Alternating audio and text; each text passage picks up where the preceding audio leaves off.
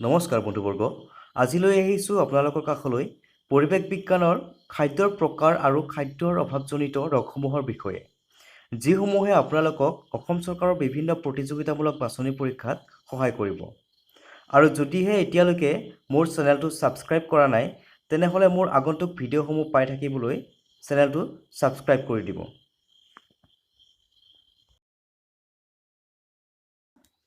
প্ৰথমে আমি আলোচনা কৰিম খাদ্যৰ উৎস সম্পৰ্কে। খাদ্যৰ উৎসসমূহ হ'ল উদ্ভিদ আৰু প্ৰাণী। যিবোৰ খাদ্য উদ্ভিদৰ পৰা আহৰণ কৰে সেইবোৰ খাদ্যকে উদ্ভিদজাত খাদ্য বোলে। বিভিন্ন প্ৰকাৰৰ উদ্ভিদজাতীয় খাদ্যসমূহ হ'ল বীজ বা শস্যজাতীয় খাদ্য, ধান, ঘেঁহু, জোৱাৰ আদি। দাইলজাতীয় খাদ্য, বিভিন্ন জাতৰ দাইল, বুট, মগু, মটৰ আদি। শাক-পাচলিজাতীয় খাদ্য, আলু, কবি, বেঙেনা, লাও আদি। ফল-মূলজাতীয় খাদ্য, কল, কমলা, ডালিম আদি। তেলজাতীয় খাদ্য, মিঠাতেল, বাদাম তেল, ৰিফাইন তেল, নাৰিকল তেল আদি। মছলাজাতীয় খাদ্য, আদা, নহৰু, হালধি, দালচেনি, জিৰা, জলকীয়া আদি। পনীয়জাতীয় খাদ্য, চাহ, কফি আদি। প্ৰাণীজাত খাদ্য, যিবোৰ খাদ্য প্ৰাণীৰ পৰা আহৰণ কৰে সেইবোৰ খাদ্যকে প্ৰাণীজাত খাদ্য বোলে। প্ৰাণীজাত খাদ্যৰ ভিতৰত আছে মাছ, মাংস, কণী, গাখীৰ, মাখন, পনীৰ, ঘিউ, মৌ আদি। এতিয়া আমি খাদ্যৰ পৰিপোষকসমূহৰ বিষয়ে আলোচনা কৰিম। আমাৰ খাদ্যৰ প্ৰধান পৰিপোষকসমূহ হৈছে কাৰ্বহাইড্ৰেট, প্ৰটিন, স্নেহ পদাৰ্থ, ভিটামিন আৰু খনিজ লৱণ। ইয়াৰ উপৰিও আমাৰ আহাৰত আহজাতীয় খাদ্য আৰু পানী থাকে। কাৰ্বহাইড্ৰেট আৰু স্নেহ পদাৰ্থ। কাৰ্বহাইড্ৰেটে প্ৰধানকৈ আমাৰ দেহত শক্তি যোগায়। স্নেহ পদাৰ্থইও আমাক শক্তি যোগায়। প্ৰকৃততে একে পৰিমাণৰ কাৰ্বহাইড্ৰেটৰ তুলনাত স্নেহ পদাৰ্থই বেছি পৰিমাণৰ শক্তি যোগায়। স্নেহ পদাৰ্থ আৰু কাৰ্বহাইড্ৰেট থকা খাদ্যসমূহ শক্তিদায়ক খাদ্য বুলি কোৱা হয়। কাৰ্বহাইড্ৰেটৰ কিছুমান উৎস হ'ল ঘেঁহু, চাউল, গম, মিঠা আলু, কুঁহিয়াৰ, অমিতা, তৰমুজ, আম, মাকৈ আদি। স্নেহ পদাৰ্থৰ কিছুমান উৎস হ'ল সৰিয়হ, বাদাম, তিল আদি। প্ৰটিন। শৰীৰৰ বৃদ্ধি আৰু পুনৰ্গঠনৰ বাবে প্ৰটিনৰ প্ৰয়োজন। প্ৰটিন থকা খাদ্যবস্তুবোৰক সাধাৰণতে শৰীৰবৰ্ধক খাদ্য বোলে। প্ৰটিনৰ কিছুমান উৎস হ'ল মাছ, মাংস, পনীৰ, কণী, চয়াবিন, মটৰ, মাহ, বুট, মগু, বিন আদি। ভিটামিন। বিভিন্ন ৰোগৰ পৰা আমাৰ শৰীৰক ৰক্ষা কৰিবলৈ ভিটামিনৰ প্ৰয়োজন হয়। ইয়াৰ উপৰিও ভিটামিনে আমাৰ চকু, হাড়, দাঁতৰ আলু সুস্থ কৰি ৰখাত সহায় কৰে।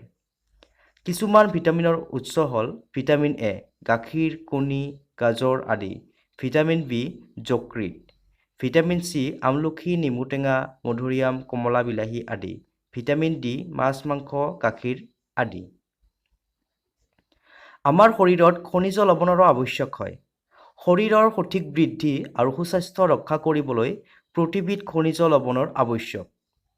বিভিন্ন খনিজ লৱণ আৰু ইয়াৰ উৎসসমূহ হ'ল আয়ডিন, সেউজীয়া শাক-পাচলি, মাছ, নিমখ আদি।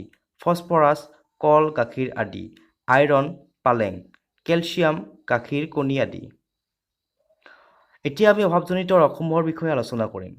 এটা বা ততোধিক পৰিপোষকৰ অভাৱত আমাৰ শৰীৰত ৰোগ বা অসুস্থতা হ'ব পাৰে। পৰিপোষকসমূহৰ দীৰ্ঘদিনীয়া অভাৱত হোৱা ৰোগকে অভাৱজনিত ৰোগ বোলে। যদি দীৰ্ঘ সময়ৰ বাবে এজন ব্যক্তিৰ খাদ্যত যথেষ্ট পৰিমাণৰ প্ৰটিন নাথাকে তেন্তে তেওঁ শাৰীৰিক বৃদ্ধি বাধাগ্ৰস্ততা, মুখ ফুলা, চুলি বিবৰ্ণ হোৱা, ছালৰ বেমাৰ আৰু পেট চলাচলত ভুগিব পাৰে। দীঘলীয়া সময়ৰ বাবে আহাৰত প্ৰটিন আৰু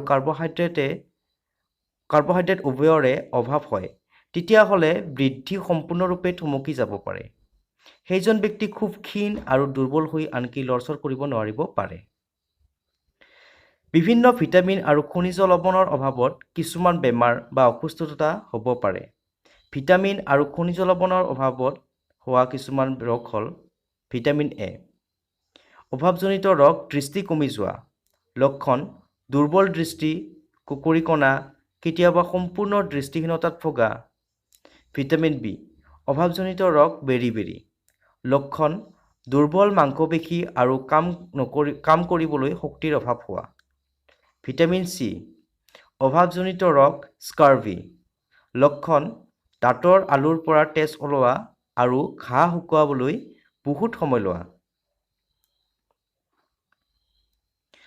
ভিটামিন ডি অভাৱজনিত ৰোগ ৰিকেট লক্ষণ হাড় ঠুনুকা হোৱা আৰু বেকা হোৱা কেলছিয়াম অভাৱজনিত ৰোগ হাড় আৰু দাঁত ক্ষয় হোৱা লক্ষণ দুৰ্বল হাড় আৰু দাঁতৰ ক্ষয় হোৱা আয়োডিন অভাৱজনিত ৰোগ গৰল ডিঙিত থকা গ্ৰন্থি ফুলা আৰু ল'ৰা ছোৱালীৰ মানসিক প্ৰতিবন্ধকতা আইৰণ বা ল অভাৱজনিত ৰোগ ৰক্তহীনতা লক্ষণ দুৰ্বলতা